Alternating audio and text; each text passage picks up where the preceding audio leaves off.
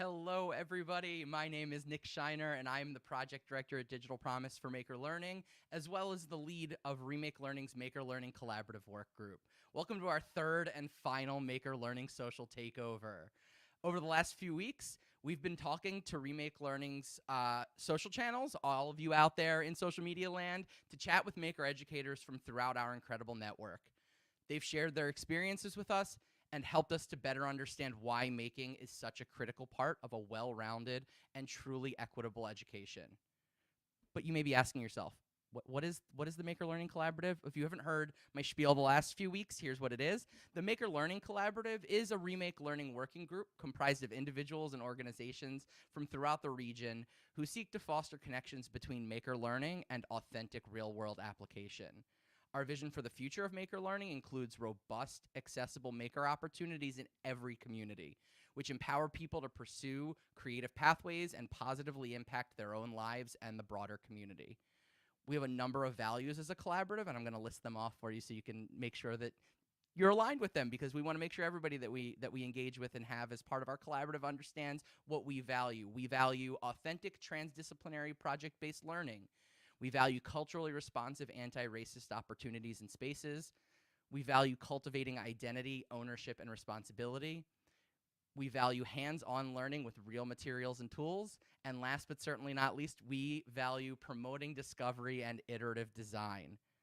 Now, folks, I said this is the last one. This is an incredibly, incredibly special day. Today, we start our little drip campaign leading to the release of our upcoming State of Maker Learning in Southwestern Pennsylvania report. And to help us kick off this exciting time, we have the phenomenal Nina Barbuto, who's the founder and executive director of Assemble, here with us today. If you're not familiar with Nina, you should be, because she's the best. Nina's passion for art, new media, and social learning led to her founding Assemble, a community space for arts and technology, in 2011. Nina holds degrees in architecture from Southern California Institute of Architecture and Carnegie Mellon University, where she is also adjunct faculty. I'm going to bring her on right now. And hello, Nina. It's great to see you today. Hello, Nick. How are you doing? I'm doing well. It makes me so happy. I got to talk to you yesterday. I get to talk to you all the time now. And most importantly, I get to talk to you for this conversation. So first and foremost, can you tell me what's going on at Assemble? I'd love to hear what's going on and the work that you're doing. Oh yeah, there's so much happening. Well, let's start with what's happening with the kid side of things, because there's running an organization. There's a lot, you know. Absolutely. Um, we have after school 4 days a week. Right now, we're doing a lot of like spooky I love making, that. and we had a spooky science learning party on Friday, and we also had a costume party. I'm sorry, a costume contest. We had some wild costumes. It was really awesome, and so the kids could also make their costumes during the learning party. We were also doing some potion making with Alka Seltzer and oil and food coloring, amongst many other things. And we had our green screen going too, which was wild. We have, like I was saying, we have after school 4 days a week. Mondays is geared towards girls, non binary youth, and trans youth. So, like non dominant youth, if you will, or gender expansive youth. And everything else that we do is open to youth of all genders. Tuesdays is for middle schoolers, Wednesdays, third to fifth. And then Thursdays is our first and second graders. So we get a little bit wilder. I Um, love that. and the movement keeps moving. We have things on Fridays, our gallery. We have a new show opening up next Friday. We have a day camp happening tomorrow. We have Saturday programs for crafternoons, and Hack the Future is our teen program on Saturdays. And then we're going into all sorts of schools to doing our Afrofuturism curriculum. Across the city right now, which is wild. And we just wrapped up our Ramp Up Fellowship program for 18 to You're not 24 doing year much of olds. And, anything, huh? we're just chilling, I kind of. love that. I So love there's that. there's lots happening. And that's not even talking about the, the back end stuff. Yeah, absolutely. And you know what? And this is exactly why we wanted to have this conversation with you today, because Mhm. Assemble really is one of those organizations in the region that is just doing, as we say all the time, all the things, both on the back end as well as out front and out there in the community, working with all of these different populations in all of these different communities for all of these different purposes. And you've been a partner in this work, obviously since the very beginning, and been a very strong partner of mine in the work that we're doing around the Maker Learning Collaborative. And we're here today to talk about the state of maker learning in Southwestern Pennsylvania, and I can't imagine having that conversation with you not here. So I'm thankful to have you here to talk about this, and mostly because I just really enjoy working with you, but also because you were really instrumental in helping kickstart some of these conversations that we've had around the state of maker learning over the last really year. We've been having these conversations. You know, Remake Learning just celebrated its 15th anniversary. The Maker Learning Collaborative is the oldest working group in Remake Learning. So it was really high time for us to kind of sit down, take a look at the landscape in the region, and really determine how folks are feeling about maker learning. So we did a survey about 6-8 months back, had a number of folks contribute, got a number of folks together for a working group session at Assemble, which was really great. And unfortunately, I was home with COVID, so I had to help with facilitating that virtually. But hearing the conversation in the room, and then also in conversation with other stakeholders over the last few months, and really helping to get a pulse on what's going on in the region, we found a number of things that folks are really talking about, and we'll talk about some of those today. But also know that we will be releasing a report on the state of maker learning in Southwestern Pennsylvania later this fall. But what I want to start with is really what I was most excited about, but also really feeling most challenged by, which is how folks define maker learning, like what that term actually means to people. And it was really fascinating to me because I looked through the survey results, and I ask people this question whenever I talk to them, whenever I'm engaging with them in discussion around maker learning. And it's always different. It's always at least slightly different. But the one thing that I really saw that really stood out to me was the fact that the work that we're doing is working, and most of the responses that we got really emphasized this idea of process over product. The tools are really cool, the technologies are amazing, but at the end of the day, maker learning, the core of it is what happens when you're planning, when you're iterating. It's not so much what happens when you have access to the technology. And I'd love to hear how that comes into play for you at Assemble, and also just the other work that you do throughout the region. And I think, like you were saying, how everyone defines it differently. There's no one way to make something, and I think that also is part of that translation, that we're making it our own by doing it, right? Um, Everyone, even though you're learning the practice of knitting or the practice of coding, what comes out of you is your creation, is your making, right? Mm-hmm. And it's your interaction with digital, non-digital, electronic, non-electronic, analog technology. That's where that creativity comes through. I think it's so fascinating that we're starting to, like, well, within the context of making, right, and maker education, like having that from, let's say, like the 90s, like we lost a lot of our making time in school, and then in the late 2000s, as we had more rapid prototyping and the rise of more of the craft fairs and maker, let's say like artisan maker and rapid prototyping accessibility, making started to become part of our lexicon again. Even though we've always been making things as humans, right? And it's interesting how it's like being pulled away, and with, like, we're pulling it back. And I think it's ultimately extraordinarily necessary, and it's become way more pervasive, right, in a positive way. Like we have maker classrooms, and the making overlaps within the computer science, the STEAM classroom within other things, and it's how we are actualizing our 21st century learning skills. We are very much in this 21st century now. We are. There's no turning Absolutely. back. And we've been talking about these skills for a long time, but it's like, how are we normalizing them? Because we know this is what we need for problem solving, upholding the process of a product, upholding collaboration, and all of that is practiced through maker education. And bringing it back to our region, I have seen so much more collaboration happening. And even though, let's say, like one couldn't do hands-on things in the same way because of, couldn't touch things, couldn't be with people, Right. couldn't get people materials, couldn't be sharing materials, because of the, there were some challenges, but we Just a have bit. just a bit. Oh man. But like as a community, like folks, educators, parents, grandparents, caretakers all came together with like, what can we do? And like, what can we make? What can we transform through our learning, and the process?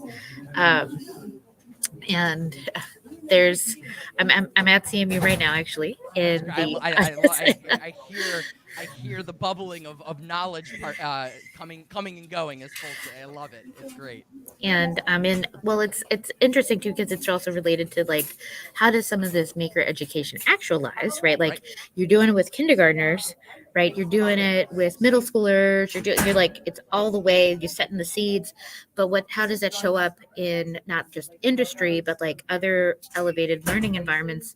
And I also teach in the IDA department at CMU, and it's kind of like assemble for it kind of is like the assemble of college, where you can kind of make anything and you have access to all these things, even though this might not be your specific major. Um, and having access to learn from each other is really important. That's amazing. And you mentioned the work throughout the pandemic. What were some of the things that you did at Assemble? Like you said, like there wasn't access to the technology. There wasn't even access to one another for a pretty distinct amount of time. What did that look like for your programming, the work that you were doing, the work that the kids were engaged in? Well, for that first, well, March was crazy, right? At Yeah. first, we were like, we're going to have to, everything's shutting down. Can we do a day camp or a week long camp while schools close? And then that obviously got wiped out. It was just two And weeks, right? oh, 2 weeks. just weeks. So wild. I wish, I will never use that term 2020 vision again, but Yeah. Hindsight's 2020. man, they, that was a prophecy in itself. Mm-hmm. But we initially in April like kicked it off by like surveying families and being like, what do you want? What do you need? What do you have? And so the first round of workshops and things, it was kind of like, what can you find in your house? And Mm-hmm. so we were making with pillows. We were making pillow forts, Yeah. and like making stories and talking like, what can you do? What are you allowed to do? Even getting into like soap carving too, and like Okay. putting things on Instagram. And I know a lot of this media that we like Assemble has created, the Children's Museum has created, and other people have created, are still being circulated today through different um, modes, such as the Kidsburg. I know they got Mm-hmm. Maker Mondays, and Yeah. it's like reusing a lot of this video. But we were doing, what can you do in your house? What you can you find in nature to create from? And then we shifted to preparing kits for everybody, and then getting them to the children, to the families on a monthly basis, so they could participate in all the things. There were some times where we also lent out equipment, such as Makey Makeys, but the kids might not have computers. And so we also wrote a bunch of grants to try to get kids and families computers, because the things that were being supplied by the schools um, weren't working, or Right. they had some blocks, like blocking Scratch Mm-hmm. on Oh man. iPads and stuff, and you're just like, oh, my heart is broken. I But know. yeah, teaching kids how to break the rules so they can actually code. It's Right. wild. It's Bend. like We'll bend, right? bending. Bend, don't break. Bend, don't break. But that, I mean, that actually, I'm going to skip a couple of my other points because this is something that we also found in this report is one of the number one things that we saw was a need for greater community collaboration. And again, Assemble's really been at the center of that, putting together those kits, writing grants to get equipment. And two of the main things that educators and other stakeholders said that they really wanted more access to are exactly the things you were talking about. That partnership. So how are you coordinating with schools and other out of school time organizations, and also resources, like how can we empower the rest of the community? How can we put asks out there and others can step in to really help support this amazing work that we're doing? I think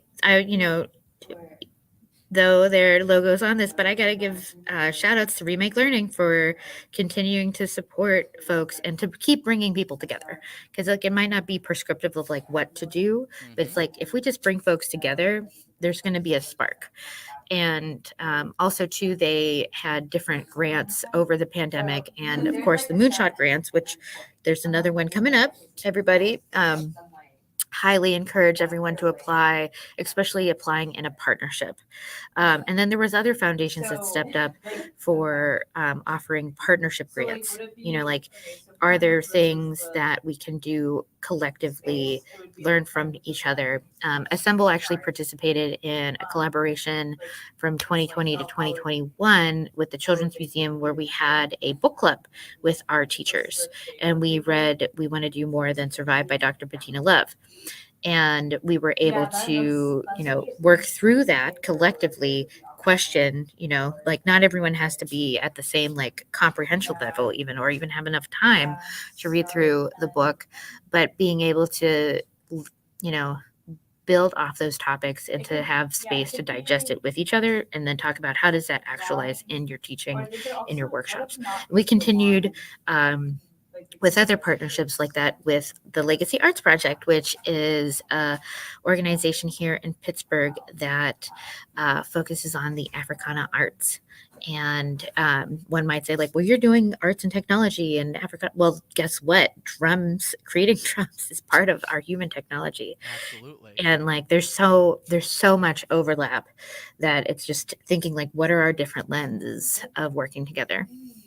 And we did a book club where it was reading Cultivating Genius by Dr. Goldie Muhammad. Absolutely. And Nina has been instrumental in a book club that we've been running currently on Lifelong Kindergarten by Mitch Resnick out of MIT. Another shout out to Scratch and all of the amazingness that we can do with that. But it's interesting because digging deeper into that data that we got from stakeholders, you're right, and this was one of your earlier points in what you were just saying, is that a lot of folks, they want, like, a lot of educators, because they're so strapped for time, because they don't have the money, the resources, the time, all of these things that come into play that can really limit their ability to do some of these experiences.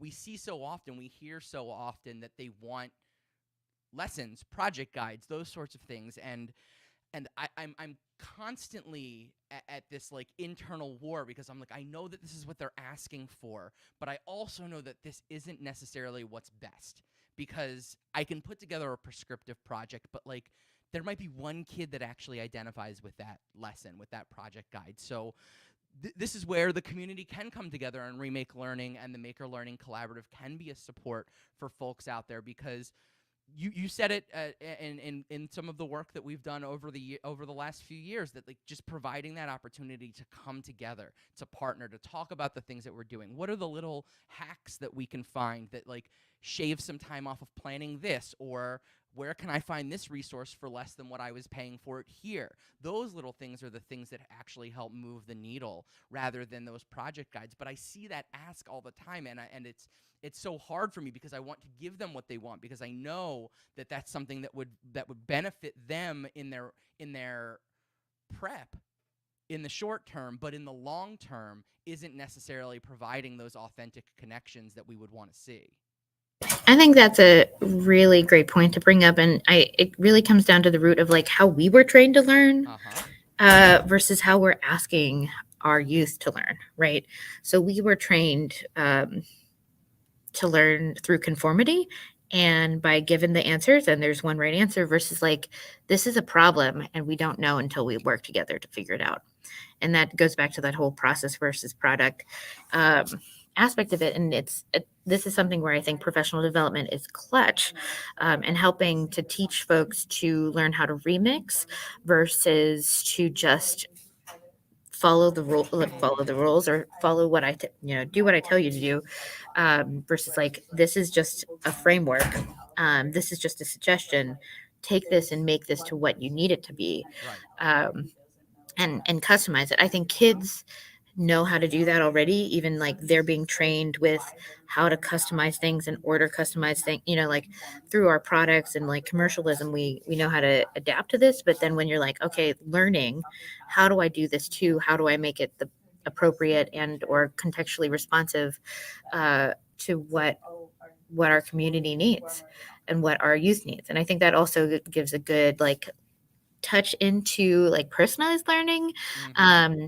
But it is a challenge because we're coming from, most of us have been taught in the 20th century, Yep. but we're trying to strive for that 21st century. That factory line model, right?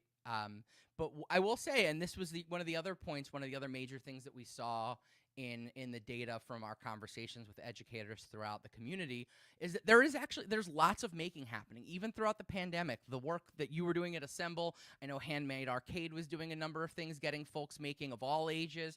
There's lots of making happening, and even in the classroom, the data said that there's making happening actually across content areas. I was really encouraged by the numbers that I saw there. It's happening in English language arts. It's happening in science and social studies. It's happening in special area classes. But the other side of that coin is that the educators are noting that that access isn't necessarily consistent. It's not even consistent necessarily in the building. It's definitely not consistent building to building and community to community. So I'd love to hear some of you mentioned you're all over the place. You're going into community. You're in Garfield, right? That's correct. And but you're also going into other communities. So I'd love to hear a little bit more about that work and how you're spreading Assemble to really bring it to other areas of the city and beyond. Totally. And I think that's where we can think of like, if we want to have some sort of, it's kind of like standardization, but just like your toolkit. Do you have all the stuff? Do you have stuff that, or you just got to be ready for everything, and flexible, ready and flexible, right? Is what we're trying to be. But um, we, like I said, we're doing programs across the city, and we have to bring a lot of that stuff. Yep. Like sometimes there's markers, sometimes there's not. Sometimes there's Wi-Fi, sometimes there's not. Sometimes there's computers, most of the times there's not. So thinking like, do you have an arsenal that you can tap into, and or like, this is also where collaboration comes into play, is like, whose stuff can you borrow? When we first started out, like we did not have a arsenal of computers to like bring, and so we would borrow them from the like a the what became the Neighborhood Learning Alliance. It was the wireless networks, Mm-hmm. neighborhoods at the time. And so being able to borrow their computers on times that they didn't need them for programs. And is there a set of computers that you can borrow from the local library? Are there tool lending libraries? I know that the Allegheny Intermediate Unit 3 has a lending library that folks can borrow stuff from. Or are there other classrooms or maker spaces like Assemble that you could borrow things from? And yeah, or even if it's like, let's do a trade, Yeah. I'll come do this, or just to be like, we're not gonna spill water on all your makeys. Yeah. And you've actually, and I know that the work, your work and the work of Assemble, I don't have this on my list, so I apologize that this is kind of more of an impromptu thing, but I feel like you can give a pretty good summary of it. But you've been doing a lot of work in helping capture all of these things that you've done over the years, and you've put them together into an Assemble playbook. Isn't that correct? So could you tell us a little bit more about that? Yes, and it is a dynamic site that we have to continue to attend to, but we were able to work with Root and All uh, over 2020 and 2021 to release our playbook, which is set up as a Notion site. And it really gets into like how to assemble, why would you assemble, and how you could assemble too. And the link is playbook.assemblepgh.org.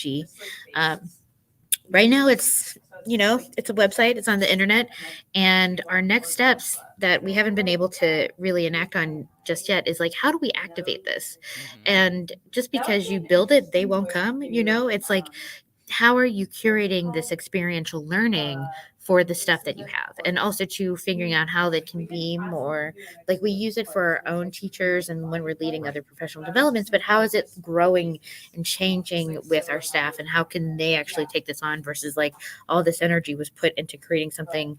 Well, how are we sustaining that evolution of it as well? Absolutely. And that brings me to what comes next. As we're wrapping up this afternoon, first and foremost, what comes next is the release of this report. As I said earlier, that will be coming out later this fall, which we're really excited. It will be available digitally. We'll also have some printed copies as well. In addition to that, like, we at the Maker Learning Collaborative are looking for more opportunities to connect. We want to connect folks with flexible professional learning, and we also want to highlight and catalyze community development of resources and supports. Uh, Speaking of opportunities to connect, catalyzing community development, resources and supports, professional learning, we have a couple different events that Nina has been helping me to put together and promote. So we have a November happy hour event that's going to be on Tuesday, November 29th. Location still TBD, but we will absolutely share that out on Eventbrite, on the Remake Learning calendar, all of those places. Please be sure to invite all of your Maker Learning friends. We'd love to see all of you that Tuesday after Thanksgiving.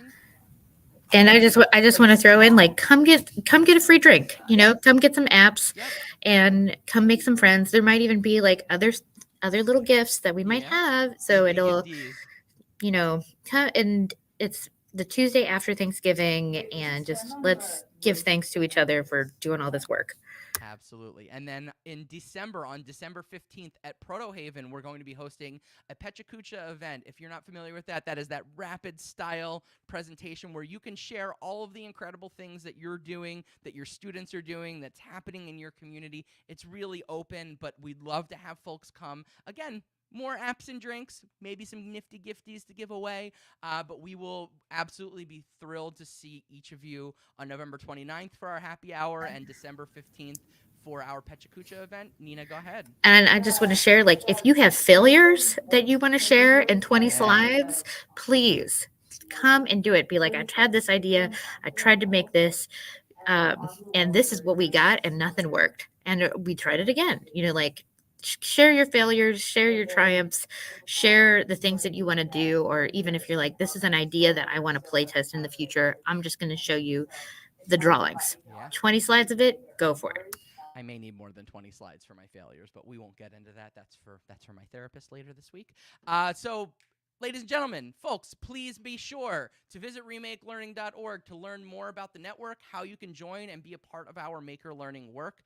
Again, I want to thank immensely Nina for joining us today and for contributing to this work on such an epic scale. I truly could not do this without Nina's help, and I am so thankful to have her here today to be a part of this conversation and to be a part of the work moving forward. Also, if you haven't already, please be sure to join our Maker Learning Collaborative's new Discord server. It's a place where you can connect with other Maker educators, find and share opportunities, and learn with and from each other. We will make sure to drop the link in the comments below the video. But with that, this was our final social media takeover for the year. At least my last. Somebody else might take it over, but I don't know. But I'm not taking over social media anymore. But I'm gonna turn things over to Nina, and then we're gonna log off. I just want to say thank you to Nick, and thank you for holding space for everyone, for leading the Maker Learning Collaborative, and uplifting so many voices over this year and other years, and just really leading this work and being so dedicated to the accessibility and the equity that's rooted within it all. Well, I appreciate that. Well, now I'm gonna go cry, which is another reason I'm gonna have to end the. No, you know what? I can be vulnerable on camera, Nick. It's okay. You can be vulnerable on camera. I'm not gonna cry though. I'm over it now. I really do appreciate the kind words. We have Katie from Blender behind the scenes too. I'm not gonna bring her on because she probably wasn't prepped to be on, but she's got an amazing Halloween shirt on, and we want to thank her and everybody from Blender who has helped with all of the behind the scenes work on this social campaign. Thank you all again, and we will see you at our happy hour on November 29th. Take care. Bye.